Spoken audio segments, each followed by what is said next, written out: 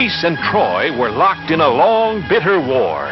The Trojans had captured a beautiful Greek princess named Helen and held her within their fortress city of Troy. It did not seem possible that any man could break into the fortress city of Troy. For days, weeks, months, the Greek soldiers from their camp on a beach near the city assaulted the walls of Troy, but they were always beaten back. Then Ulysses, a great leader of the Greeks, said to his men, "I have a plan. It is dangerous, but if it works, the Trojans themselves will take us through the gates of their city." At the order of Ulysses, the Greek soldiers set to work cutting down huge trees, making the wood into planks. From the towers of Troy, the Trojan soldiers watched a big building grow taller and taller day by day until it was 6 stories high. And when the Greeks pulled away all the work ladders and scaffolds, there stood a huge wooden horse, 80 feet tall.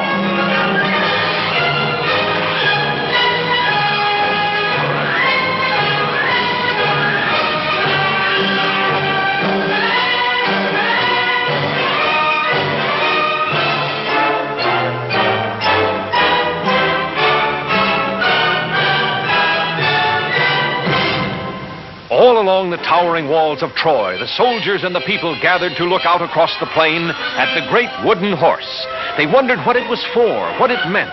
The Trojans did not know that Ulysses and 5 Greek soldiers lay hidden in a dark, secret passage inside the wooden horse.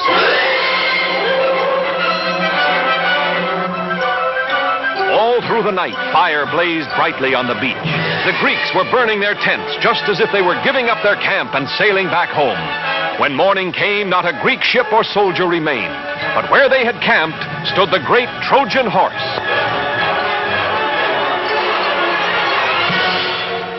The Trojan people poured out of the city to the beach so they could look more closely at the victory over the Greeks. The Princess Cassandra, daughter of the king of the Trojans, warned her people of this Greek gift, but no one would listen. The Trojans decided to pull the great horse inside the walls, into the city of Troy itself.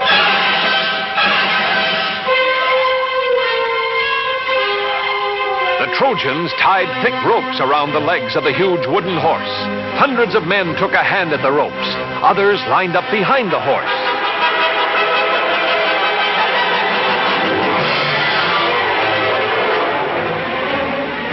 Whooping and hollering, laughing at the Greeks who had never been able to scale the towering walls of Troy, the Trojans tugged and pushed and pulled the huge wooden horse slowly from the beach, over the plains, and through the gates of Troy.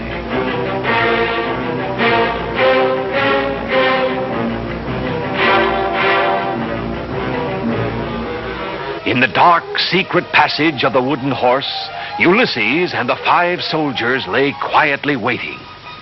They could feel the horse being moved. What the Trojans had decided to do, neither Ulysses nor his soldiers knew. Suddenly, after a whole day and half a night, the Trojan horse moved no more. An hour passed.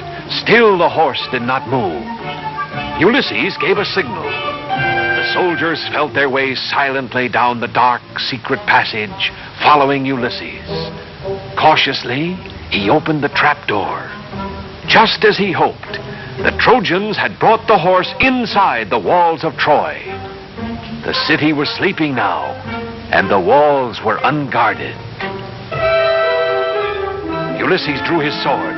He ordered the soldiers to follow, and he dashed for the main gates of the city. The Greek soldiers quickly tied the sleeping Trojan guards, while Ulysses scampered up the sentry tower.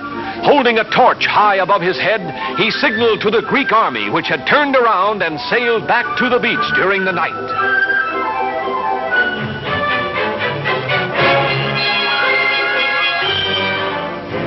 And even as Ulysses and his men opened the gates of Troy, the Greek army was marching across the plain. Caught completely by surprise, the Trojans were easily defeated by the Greek soldiers, who found their beautiful princess and took her back safely to Greece. And brave Ulysses was named the greatest of the Greek heroes.